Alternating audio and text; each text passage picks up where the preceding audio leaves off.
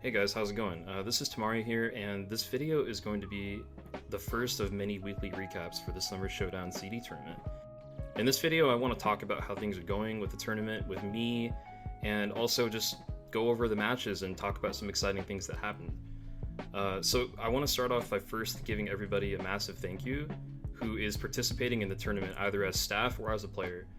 Without you guys, this thing just wouldn't be possible, and as much work as I've done to prepare and as much work as Forrest has done to help with the mods, it just wouldn't mean anything if there was no one around to use them and play. So you guys are really what makes this thing go, you know. No discredit to myself, of course. I realize that it's all of us, but I'm just so massively appreciative because this is something that I've been planning for a very, very long time. And anyone who knows me, who has known me for a long time, knows that this is something that's been a goal of mine for a long time. So I'm just so stunned and humbled that this many people, you know, well over 40 of you guys are excited and wanting to see this work out and are willing to contribute. So thank you very much for that, seriously. And I also want to thank the viewers as well, right? If you're someone who's following the tournament on any of the Twitch streams or even in the Discord server and you're here watching this video, thank you as well. You know, if you guys weren't there watching and hyping everything up and just your presence alone, it really makes the matches a lot more fun, right? We could do this all in private if we really wanted to, but that's just not as fun as having an audience around and you guys get to experience those moments with us, right? So thank you as well for believing in us and putting in the time to check it out. And I hope that we can continue to keep this entertaining for you as well. So before I get into the individual matches, I thought I would just quickly go over the scores. Right now on the screen you can see the ending scores from Group Stage Round 1. We do have the Yolomancers in first place with 2865, ChainSAWB Enthusiasts in second place with 2055, Uwu in third place with 1306, 404 in fourth place with 996, and last but not least, Thick Snack Gang 69 with 882 final score. And in terms of talking about the matches, I figured I'd go through them in the order that they were played, which would put Team 404 first. 404 is led by Boris the Animal and Simple Rabbit, and I actually really liked watching their match a lot. It was really fun. They actually did something that I believe no one else did at all in round 1, which was using a SWAT, and they sacrificed one of their sharpshooters for a SWAT, and were using that with the Commando Z time to do a lot of extra damage to the larges. And I believe, if I'm not mistaken, it was Scorps that was playing as 404 SWAT for that round. And it was just really cool to see. He made a really good use of the nail gun and the Chris Vector, again, pairing up with that Commando Z time, and really showing everybody how much damage that can actually do. I think SWAT, personally, is one of the most underrated, dare I say, DPS perks. It's definitely not as good as like Gunslinger, right, or Sharpshooter for sure. I mean, those perks, they're a powerhouse for a reason. They're part of the meta setup for a reason. But I really have always thought that SWAT can really hold their own if in the right hands, and with the right amount of circumstances, rather, being, you know, a commando and having a good team.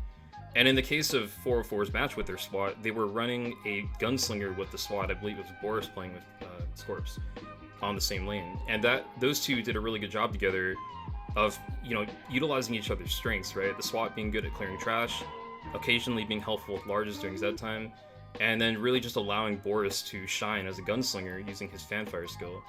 And those two were able to just keep that lane locked down. Everybody played good, of course, right? I'm not taking anybody down a notch at all on the team. All of 404 actually played really well, and they were also, I would say they were pretty well prepared as well. It's just unfortunately throughout their match, they had some unfortunate deaths that occurred, just from simple mistakes and teammates getting split off, you know, going the wrong direction during the kite, those kind of things. All things that are honestly fixable. They're not really like fundamental flaws, right, that require a massive amount of addressing, but they did unfortunately add up though, and did result in them wiping, which meant that they sacrificed their bonuses for the round, which is why their final score was only a 996. However, I do think that they still deserve a lot of credit for the run. A 996 is basically the full score being 1,000, of course. And, you know, they did wipe at the end of Wave 10. So they got super close, and I definitely think that going forward into round 2, they shouldn't be super upset about that outcome.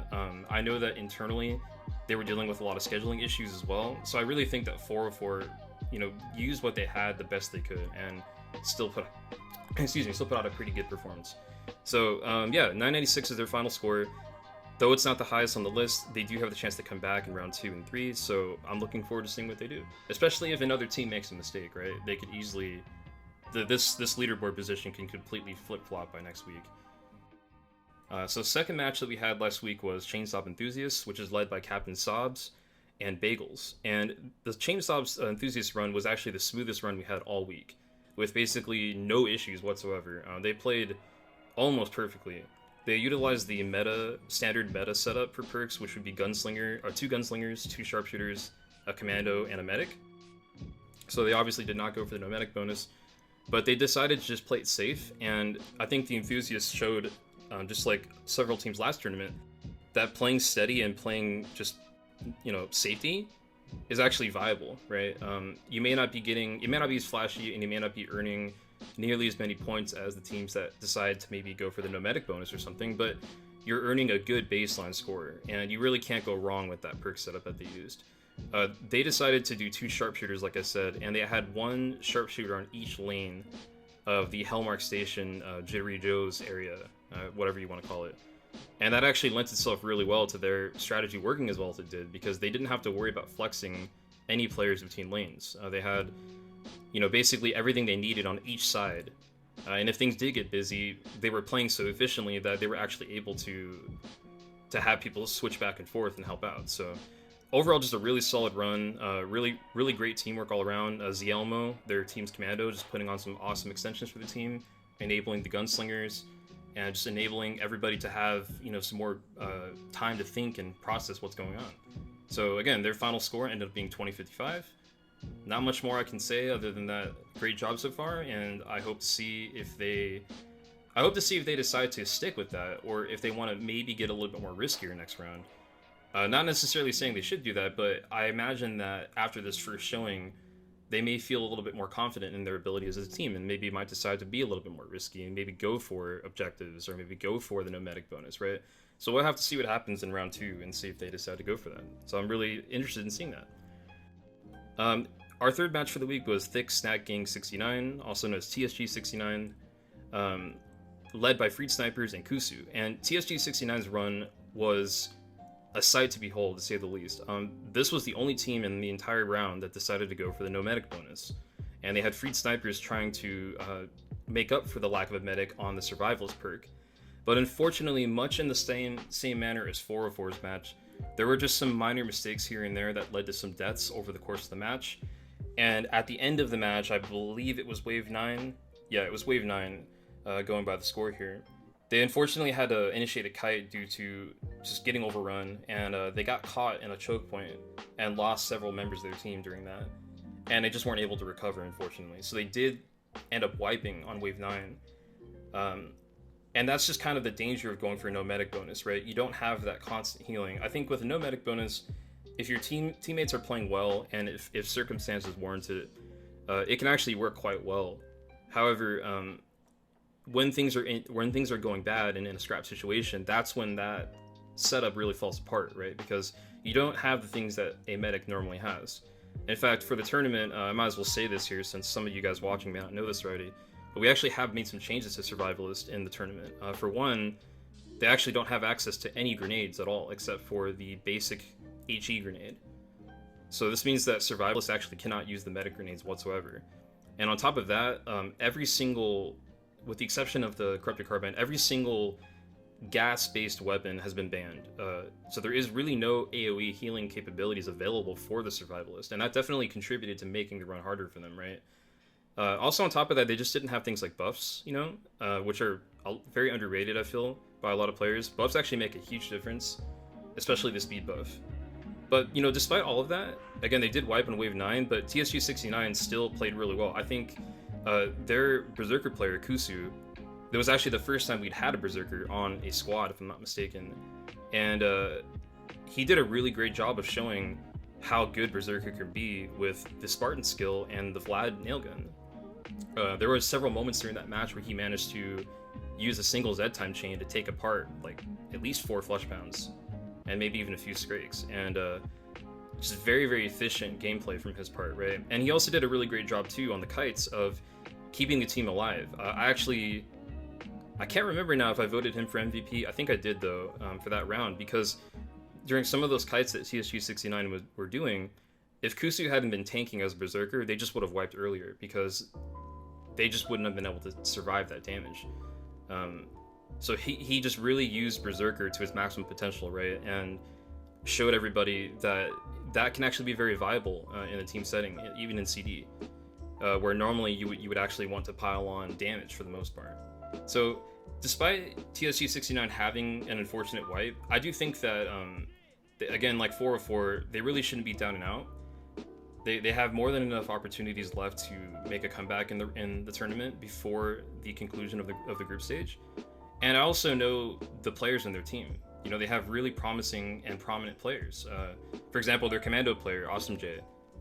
You know, she's been a player that I've known for a little while now, and she's massively improved just in the short time I've known her. And she also did a great job during the match, right? Pineapple, who I recall is on this team as well, did a great job. She's also learning sharpshooter. Everybody did a great job, right? All the players in this team, I know, are very dedicated players, and they shouldn't feel defeated by what happened. In fact, I would even go as far as to say, this is just personal conjecture here, I would even go so far as to say that I actually think that TSG shouldn't even necessarily think about changing their strategy. I think that the strategy they had actually worked. They just got a little bit unlucky, right? And if they managed to pull off their strategy the way they wanted it to go, they actually would be in second place right now. Actually, no, they might have been in first place even. And they have the stuff, right, to make it happen. And so going forward into round 2, I hope that, you know, they don't let this defeat them. Whether or not they change their strategy, that's up to them, of course. And I'm interested and excited to see that. But I definitely think that the main thing that all these teams have to worry about is just not getting in your own head.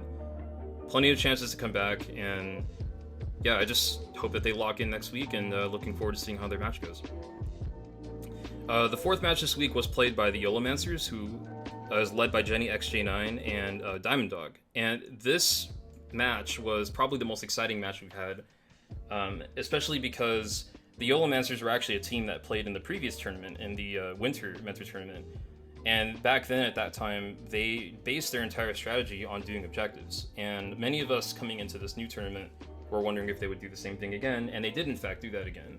So they based their entire strategy on completing as many objectives as possible. And on Hellmark Station for round 1, there were 6 objectives available, and they actually managed to do 5 of them, which is very impressive. That's an extra 1,000 points on top of their other bonuses. They did have some deaths here and there from minor things, so unfortunately they didn't get as high of the scores they could have gotten, but they did get a great time bonus, and overall just had some very smart plays. I believe, I want to say it was wave 5, there was an objective that was in like a restaurant, and I was very impressed by how they handled that objective, because they actually were the first team to understand, or not understand, that's the wrong word, but to realize and take note of the fact that you don't actually have to have all of your squad in the zone to count. That was indeed done on purpose by me. I was hoping that teams would eventually notice that and find ways to get these objectives completed that didn't revolve around everybody being in the zone. And the Yolomancers actually noticed that. And so what they did is they had their commando player, which I believe was TBG, and another player with him, I think it was a sharpshooter, who might have been our master. They were actually not even in the zone at all. They were off on their own, completely on the other side of the room.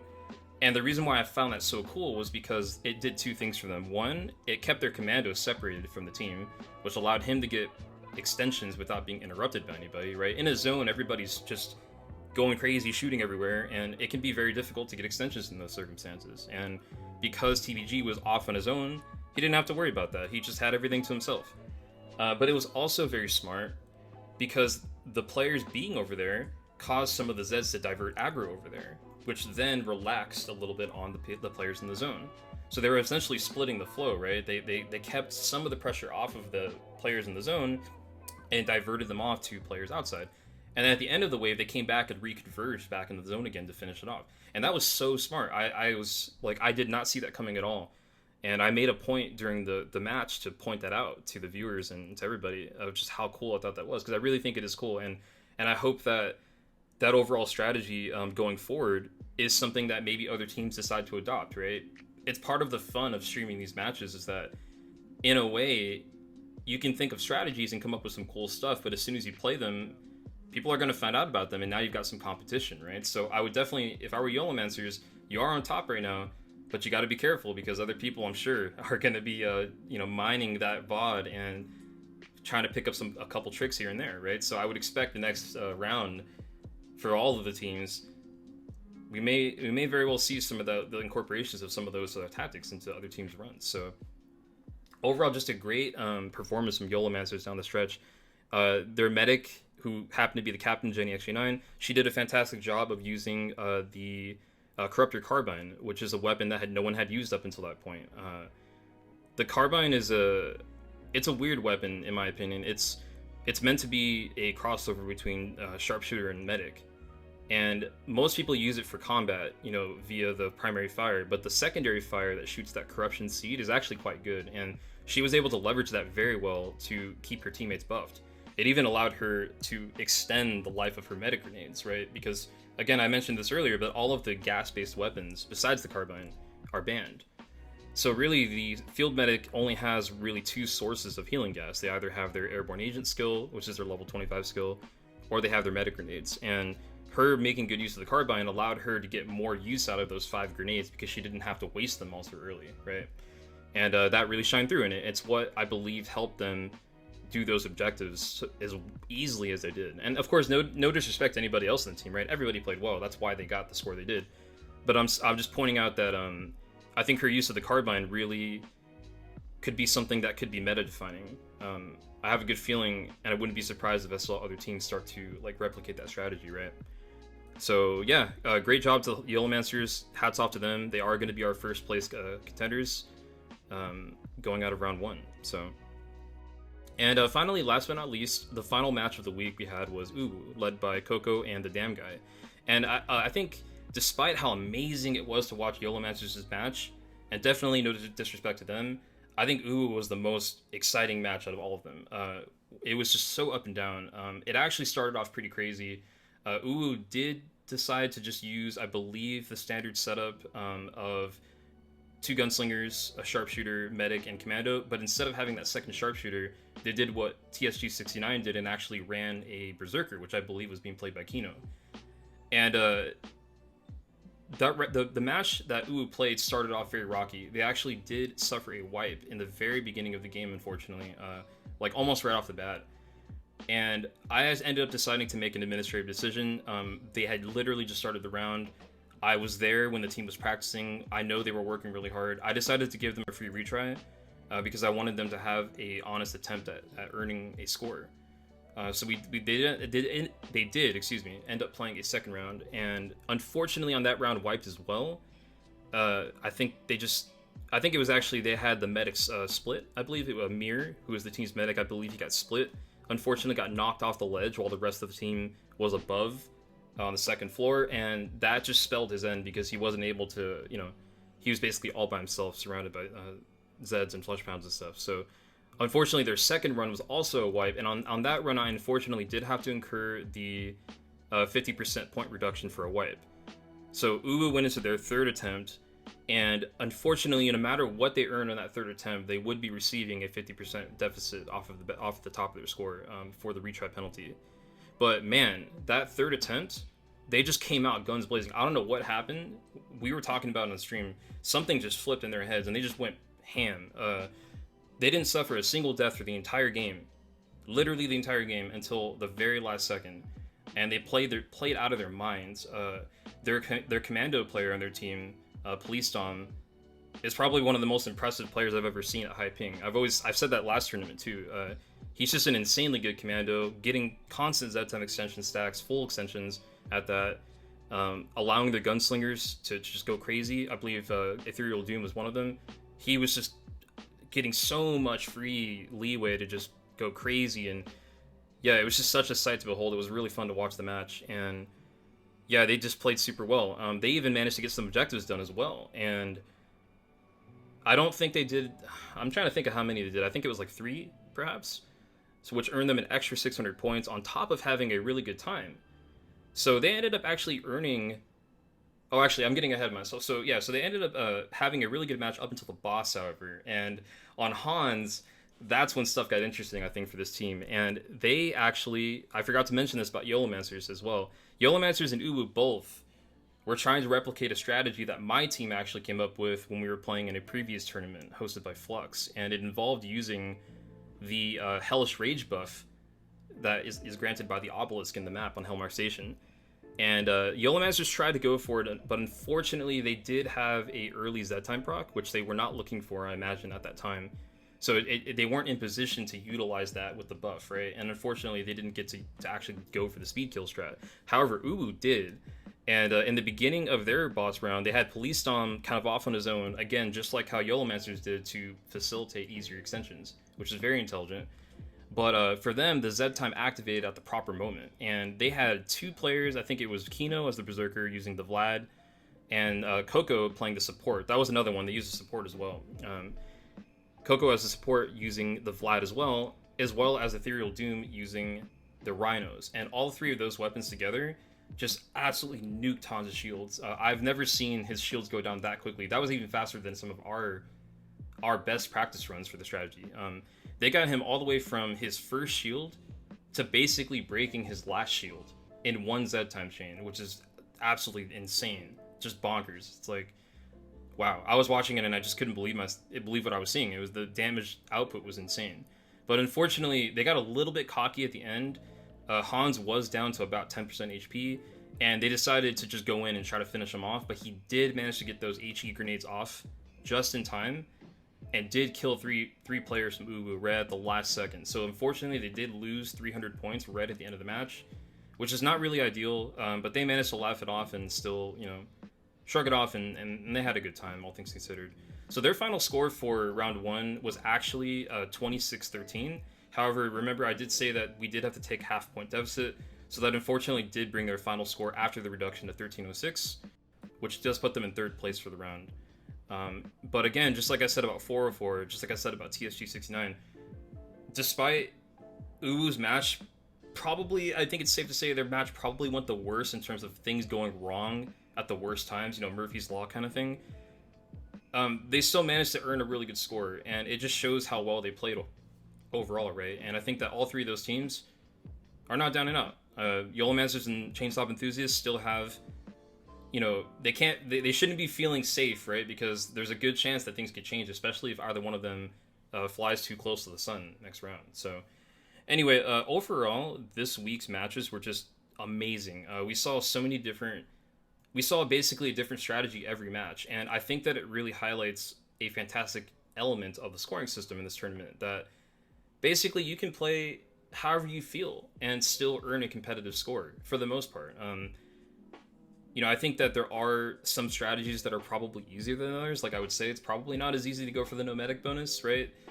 As compared to, as opposed to just using a medic and maybe going for objectives like Yolomancers did. But the bottom line, though, is that if you decide to do that, you can still earn a very competitive score, if not better.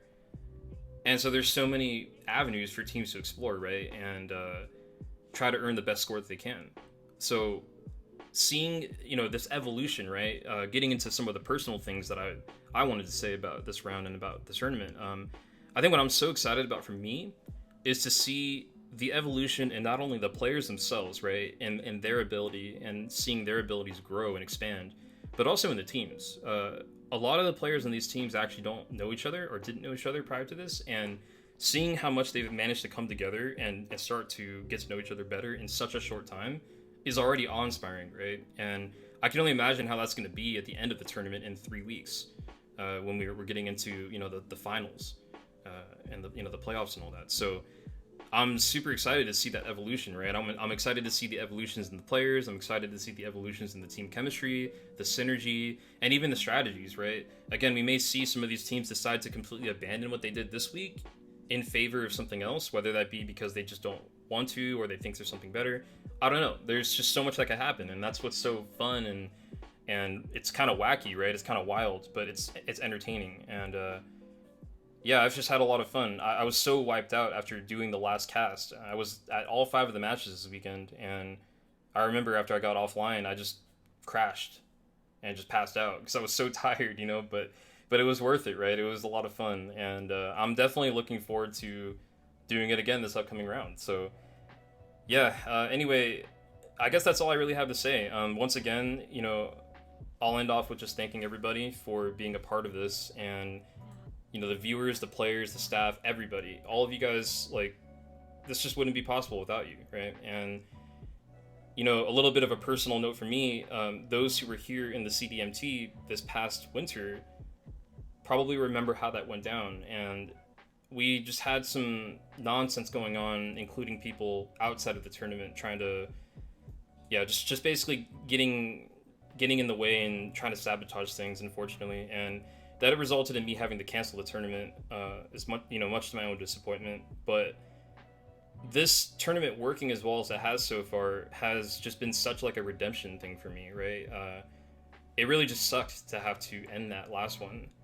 And I was actually considering not even doing this one. Honestly, I wasn't going to. I thought about it, but I just told myself in my head, like, I'm so busy with work, right? I've got a full-time job. I've got, things I'm doing outside of work and outside of gaming even. And I just don't have the time and even the motivation. And people talk me into it, right? Zielmo being one of them, for example, who's playing for the ChainSAWB Enthusiasts. He was one of the people that talked me into it. And then just like as I started, gearing up for it again and seeing everybody's interest mounting, it kept motivating me, right? And eventually I bought back into it. And I'm glad that I did that, right? Because I wouldn't be here right now making this video. So it's been like a wild ride for me, right? Personally, going through this entire process, but it's been worth it. I'm so happy that the first round just went through without any problems whatsoever. It was just so clean, and then everybody was having fun, right? And it just made everything worth it. So again, thank you everybody so much. I don't have anything else to say now after all of that. I'm going to be ending the video in just a second, but yeah, thanks for sitting through this and listening to me rant and ramble about KF2's nerdy stuff. So yeah, I hope to see you guys next week in the next recap, and see you in the matches as well.